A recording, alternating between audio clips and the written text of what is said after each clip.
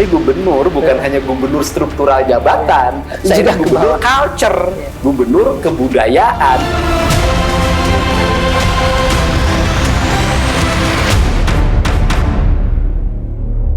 Selamat malam Mirsa, one on the spot. Bersama saya Dwi Anggia kembali hadir ke hadapan Anda. Mirsa, baru saja menjabat menjadi Jabar 1, Gubernur Deddy Mulyadi sudah dihadapkan dengan beragam persoalan. Termasuk yang paling rame di awal bulan Maret kemarin adalah banjir yang luar biasa melanda wilayah Jawa Barat, Bekasi, Karawang, dan juga berbagai wilayah lainnya.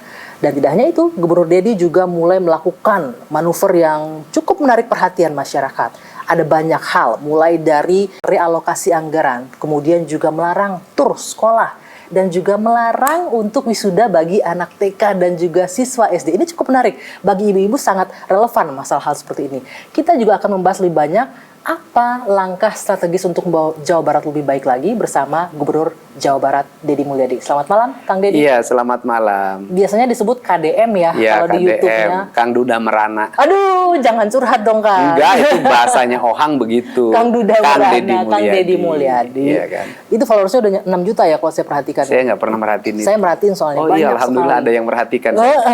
Nah, Kang, selain itu Kang, ini ada yang menarik nih, one on the spot datang ke sini. Yang menarik perhatian saya di awal datang di sini adalah bangunan ini. Ini Karesidenan Purwakarta. Saya Iya. penasaran dulu sama gedung ini nih, Kang. Kabarnya ini Kang Deddy akan berkantor di sini. Iya, Benar? begini. Jawa Barat itu kan bukan hanya kota Bandung. Betul. Jawa Barat itu terhampar di seluruh wilayah di 27 kabupaten dan kota. Dengan 4 karakter kebudayaan. Yang pertama Sunda Kulon.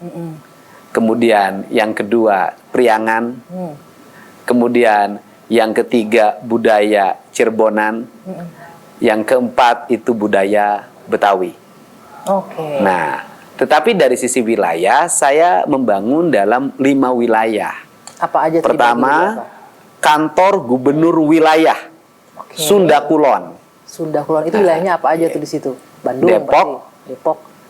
Bogor, Kabupaten Bogor, Kabupaten Cianjur, Kabupaten Sukabumi, Kota Sukabumi. Oke.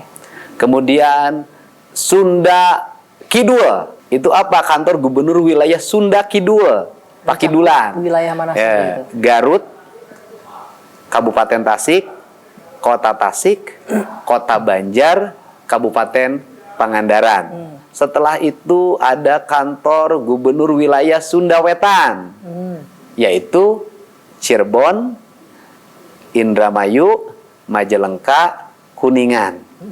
Kemudian Sunda Kaler, ini Purwakarta termasuk. Purwakarta, Subang, Kerawang, Bekasi, Oke. Kota Bekasi. Oke. Nanti pusatnya yaitu Sunda Priangan. Di Bandung itu. Kota Bandung, Oke. Kota Cimahi, Kabupaten Bandung, Kabupaten Bandung Barat, Kabupaten Sumedang. Apa yang menginspirasi Kang Deddy untuk membagi ini jadi 5 wilayah? Oh, itu tidak kosong. Bahwa itu nanti akan menjadi 5 wilayah kebudayaan. Oke. 5 wilayah karakter.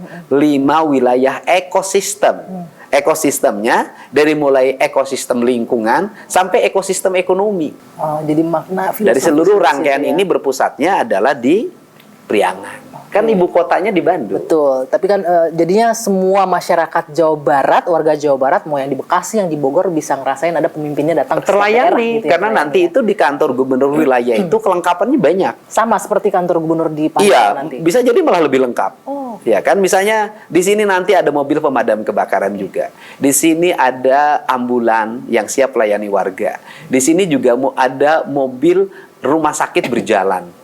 Di sini juga ada pusat-pusat layanan publik. Nah, dari sinilah nanti kita digerakkan dari setiap wilayah. Bayangkan kalau semuanya terpusat di Bandung, kalau ada bencana di wilayah sini, seluruh kelengkapannya kan kita Ada di harus Bandung punya. semua, Maka mendorongnya lebih dekat. Yang berikutnya juga kan di Jawa Barat itu ada kebudayaan yang berbeda satu wilayah dengan yang lainnya.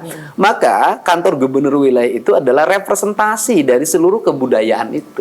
Yang ada di Jawa Barat Yang ada di semuanya. Jawa Barat. Oke, baik Kang. Itu jadi jelas ya, ini bakal jadi tempat kantornya Kang Dedi Ya, nantinya. kantornya. Dan semuanya sudah ada kantornya, yaitu kantornya adalah ex-Kresidenan. Oke, ini kalau nggak salah dibangun tahun 1000 Ya, 1800 ya. peninggalan kolonial Belanda Iya, ya. kolonial. Kalau peninggalan kolonial bagus-bagus. Bagus-bagus ya. Ya, saya kelihatan dari tadi awal bangunannya. Iya. Jadi selama berapa tahun ini terbengkalai gedung ini? Iya, hampir 20. 20 tahun terbengkalai? Wow, mudah-mudahan ini bisa membawa kebaikan ya untuk Iya. masyarakat Purwakarta dan Iya. sekitarnya, Kang. Kalau kita berbicara tadi di awal saya menyebutkan banjir yang luar biasa. 20 Februari Anda dilantik. Maret awal langsung disambut banjir. Bagaimana menghadapi ini? Kalau saya lihat Anda turun ke sungai sampai bersih-bersih segala macam. Kalau saya sih biasa ya. Saya kan biasa bekerja dari dulu. Saya jadi bupati biasa menghadapi hal-hal yang lebih berat dari ini. Jadi ketika banjir datang, saya selalu mencari akar masalah. Itu ciri khas. Apa akar masalah banjir Akar di masalah Jawa Barat banjir, ini? satu, hulu sungai mengalami kerusakan. Oke. Terjadi penggundulan hutan, alih fungsi lahan kehutanan, alih fungsi lahan perkebunan, alih fungsi sawah, pendangkalan sungai, penyempitan sungai. Pasti banjir. Saya lihat yang viral, Anda langsung ke sebuah kali di Bekasi itu langsung ngebongkar itu rumah. Itu nggak dapat, pasti dapat perlawanan ya, resistensi dari masyarakat. Gimana cara menghadapi itu? Sebenarnya awal bukan itu. Kalau saya waktu awal itu problem apa di mana banjirnya? Kota Bekasi. Kota Bekasi mana lagi? Kabupaten Bekasi. Mana lagi? Kerawang. Sumber airnya dari mana? Kemudian apa sih problemnya di situ? Saya pelajari dari mana hulunya. Apa sumber masalahnya ternyata? Puncaknya bermasalah. Dari puncak. Karena gundul, apa karena apa? Alih fungsi Alih lahan. fungsi lahan. Areal perkebunan berubah menjadi bangunan. Oke. Menjadi areal wisata. Ya air begitu jatuh harus lari kemana? Ke sungai. Ketika air jatuh lari ke sungai, sungainya mengalami pendangkalan. Karena apa? Pendangkalan karena hutannya gundul.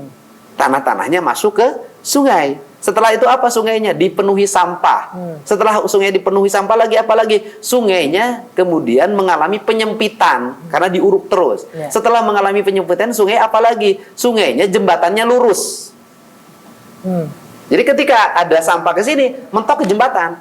Malah tersumbat Ketika di situ. kemudian penuh dengan sampah, ada kasur, nah kemudian popok. Kemudian air masuk ke sini, mentok ke jembatan.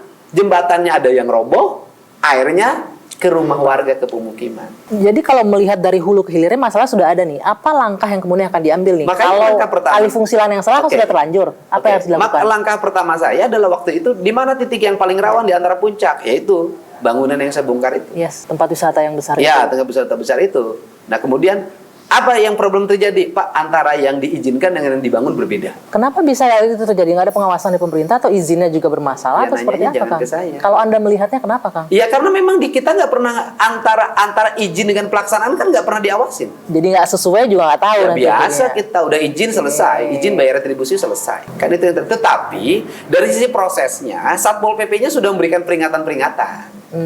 Artinya bahwa pengawasannya berjalan. Kalau untuk kasus yang di puncak, Ya. ada surat teguran pertama, kedua, ketiga. Tetapi pihak perusahaannya itu BUMD yang menjadi penyelenggaranya mengabaikan seluruh teguran itu dan dia terus berjalan. Nah sekarang dengan dibongkar semua pasti ada dampak kerugian ya, Kang ya. Itu Ya. bagaimana menjelaskannya kepada? Lah, ke saya itu dari dulu biasa.